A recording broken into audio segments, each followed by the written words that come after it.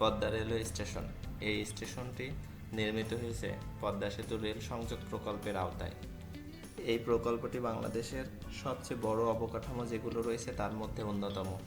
এই স্টেশনটির মূলত উদ্দেশ্য হল ঢাকা থেকে যশোর পর্যন্ত সরাসরি রেল সংযোগ স্থাপন করা।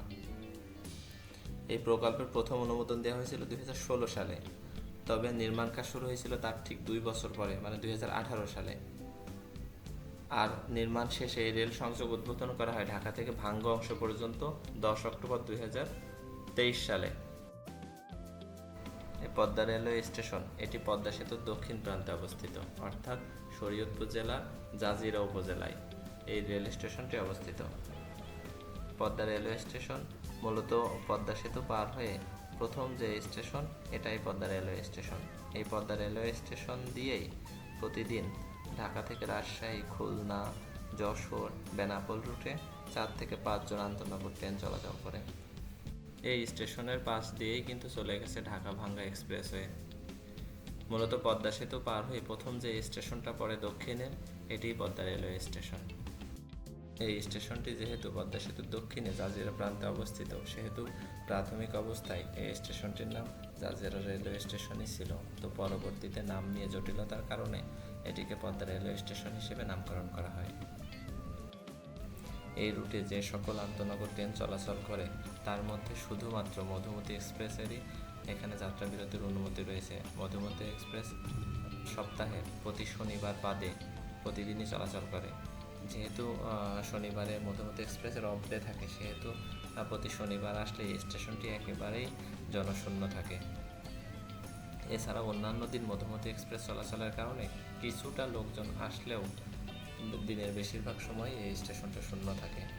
আর যেহেতু এই স্টেশনটা সারাক্ষণই লোকজন থাকে না, বা এখানে লোকজনের জনসমাগম কম, জনগণের যাতায়াত কম, যার কারণে এই স্টেশনটির অনেক মূল্যবান জিনিসপত্র, যন্ত্রাংশ, এটা বিভিন্ন অসাধু লোকজন আছে যারা এগুলোর প্রতিসাধন করছে দিনের পর দিন। এখন যদি এই স্টেশনটি এখানে আরও আন্তনগর ট্রেনের স্টপেজ বাড়ানো না যায়, তবে স্টেশনটি দিনের পর দিন অযত্ন অবহেলায় নষ্ট হতে থাকবে। কারণ এখানে যেহেতু বেশিরভাগ ট্রেনের স্টপেজ নেই, সেহেতু এখানে লোকজনও তেমন সবসময় থাকে না।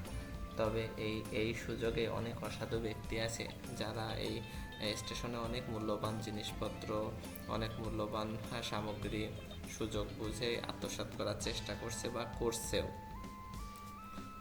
তো এই স্টেশনের জিনিসপত্র বা এই স্টেশনটি আরও মানুষের ব্যবহার উপযোগী বা আরও মানুষের উপকার বা কল্যাণ সাধনের জন্য যদি ব্যবহৃত হতে হয়, তাহলে এই স্টেশনে লোকাল ট্রেনের পাশাপাশি আরও আন্তনগর ট্রেনের যাত্রা বিরতির ব্যবস্থা করতে হবে এখানে। তা না হলে এই কোটি টাকা ব্যয় এই স্টেশনটি এভাবেই দিনের পর দিন শূন্য অবস্থায় পড়ে থাকবে, যা আসলে মানুষের কোনো কল্যাণেই বা জনগণের কোনো কল্যাণেই আসবে না।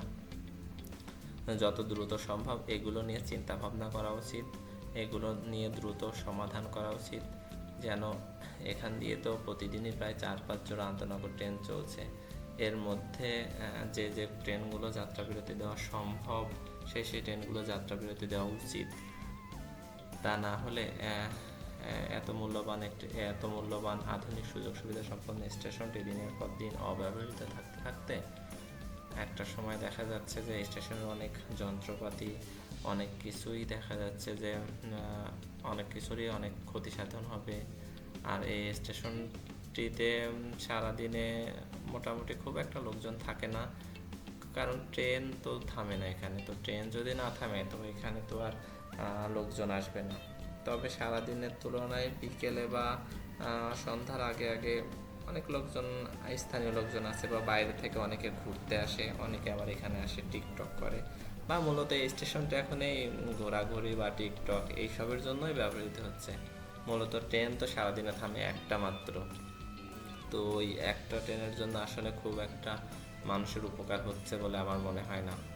তবে আশা রাখি খুব দ্রুতই এই স্টেশনে এই মধুমতি এক্সপ্রেসের সাথে সাথে অন্যান্য আন্তনগর ট্রেনগুলোও এখানে যাত্রা বিরতি দেবে এবং যে আশা আকাঙ্ক্ষা নিয়ে স্টেশনটা তৈরি হয়েছে আশা করি সেটাও পূরণ হবে।